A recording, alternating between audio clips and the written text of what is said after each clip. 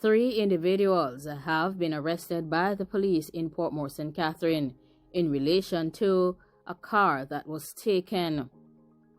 Police officers on Friday arrested 3 men in connection with a car that was stolen in Portmore. According to police reports, the Toyota Wish was taken between the hours of 6:30 p.m. on Thursday, January 14th and 2 a.m. on Friday, January 15th. Through the speedy investigative efforts of the police, it led the team to Mandela Terrace in Kingston 11. The motor vehicle was recovered and 3 men were taken into custody pending further investigations.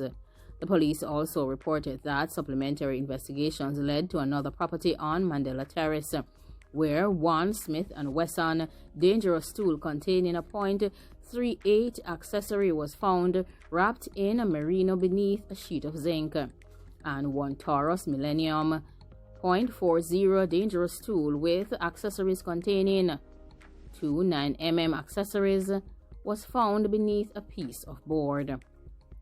Arrests are yet to be made in connection with the seizure of those dangerous tools and accessories. However, the police continues their investigations. Information coming in is that one Assistant Commissioner of Police, Warren Clark of the Specialized Operations Branch, has extended his commendations to the officers for their diligence in carrying out this investigation, even as they follow other leads. This indicates how important it is to investigate all matters that may arise, as in this case, one matter of a car that was taken led to the seizure of 2 dangerous tools. He further said that the police are determined to investigate all reports made with due care. As tensions increase between Jamaica and the United States over a controversial decision by the U.S. authorities to take 4 Jamaican men and destroy their boat, alleging it was carrying some serious substances, high-level conversations between the 2 countries are now ongoing to ensure that amendments to the Shipwright Agreement are made. The Shipwright Agreement is the issue that is at the center of this controversy. The Shipwright Agreement allows the United States and Jamaican law enforcers, with the permission of either party, to intercept vessels in each other's territorial waters, to apprehend the vessels and the crew members. It also provides for the waiver of prosecutorial jurisdiction over the island's citizens. The persons in question include Clark, Simmons, Patterson, and Rowe, and it is reported that they left traumatized by their experience in the United States and with law enforcement officers there. This started on October 11, 2020, when their boat, Lady Lawler, was boarded by the United States Coast Guard. They were, however, released after a Florida judge determined that the containers were proven to have only gasoline. The men landed in Jamaica on December 31st in 2020, after being held in the United States for 2 months without a charge. 1.5 years ago, in the midst of revelation of the trammeling and mistreatment of 5 fishermen by the U.S. Coast Guard, the Foreign Minister Kamina Johnson-Smith promised a review of Jamaica's Shipwright Agreement with the United States.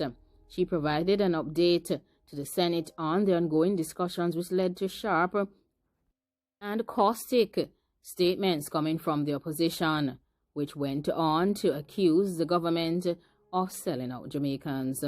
She further outlined that there are several areas of the agreement which can be improved. 1 following search and boarding of intercepted vessels, and 2 relating to the status of nationals from the time of grant of the waiver up to the outcome of any legal or judicial action pursued against them. Kamina Johnson-Smith, who is the Foreign Affairs Minister, said that the Senate, along with the U.S. authorities, have issued apologies for its handling of what turned out to be a serious situation for the Jamaicans. The Jamaican government expressed in very clear terms certain steps key to bridging gaps in the implementation, as well as its strong disappointment of recent developments, including the failure of the U.S. authorities to communicate critical information on the dismissal of the case as envisaged by the agreement. She said that she's pleased, however, to advise that the bilateral engagement was constructive and frank and undertaken in a spirit of cooperation and mutual respect. She said that apologies were extended to Jamaica by the United States regarding the handling of the matter. She said that in a charged segment of the Senate sitting, Lambert Brown went on to give the government a hard time. He said that the government did not act appropriately and sold out Jamaican interests in this matter.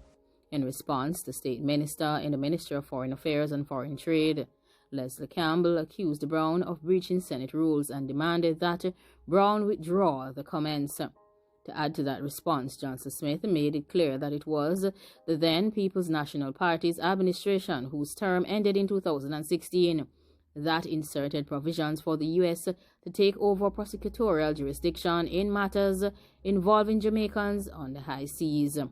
If Senator Brown has any sense of that the Jamaican people has been sold out by anyone, he should speak to his current leader of opposition business in the Senate, Peter Bunting, and the opposition in its entirety, because it is these two individuals who brought that law and which now allows for waiver over any Jamaican national. However, Brown went on to state that he is asserting that the law allowed for discretion.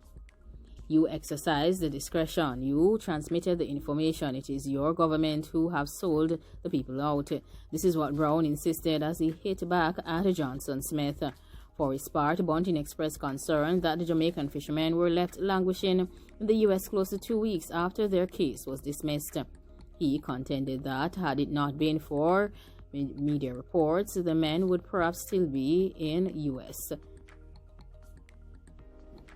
custody. He says that he is concerned that this has really not so much done anything to do with the U.S. side, but on the Jamaican side more so, given that the consulate had been alerted and they should have been monitoring the progress of this case. That week should pass and almost by accident our Ministry of Foreign Affairs learns of this. It is clear and it indicates that they are not as clued into the situation as they should be. There is a search that is on for a driver of a bus who led cops on a high-speed chase. The police are searching for a bus driver who placed the lives of members of the public in danger this week in an attempt to escape a team of officers during a high-speed chase through the corporate area. Reports coming from the police are that the bus operator was seen committing several breaches of the Road Traffic Act by the police team. He was ordered to stop the vehicle by the officers, but he disobeyed their instructions by driving away speedily. The police team, according to the Jamaica Constabulary Force, was taken on a high-speed chase through the corporate area in an attempt to apprehend the bus driver, who reportedly disobeyed several traffic signals while trying to escape from the law officers. Video footage of the chase, entitled How It Started versus How It Ended, was placed on the Jamaica Constabulary Force's social media website. In the interim, the bus was eventually seized by the lawmen. The bus driver reportedly ran from the unit before it was seized. In reaction to the video footage, several social media users lauded the police officers for their efforts while condemning and criticizing the driver of the bus. Very good job, officers. He thinks that he was going to escape without the police getting to him that quickly. Of course, many other individuals shared their comments on the matter. One man was not in agreement with the police chasing the vehicle. He advised, "Next time, you shouldn't chase after a vehicle in that way. You are putting other road users at risk. Next time, just write down the license plate number." While other persons have said that the person who was driving the bus was not going to be the person who would show up at the station. But of course, their hope is that whoever shows up loses their license and the owner loses the vehicle forever. Now, like, comment, share, and subscribe. Let me know what you think about the matters that have been discussed. What of this very historic police chase of a bus driver through corporate areas? And of course, what of the discussion between Bunting, Brown, and Kamina Johnson-Smith? And what of those individuals who took that car from Portmore St. Catherine and are currently arrested and in police custody? And what of those dangerous tools that were found due to the diligence and keen investigations by the Jamaica Constabulary Force officers? Have a wonderful day. Remember to like, comment, share, and subscribe. Goodbye.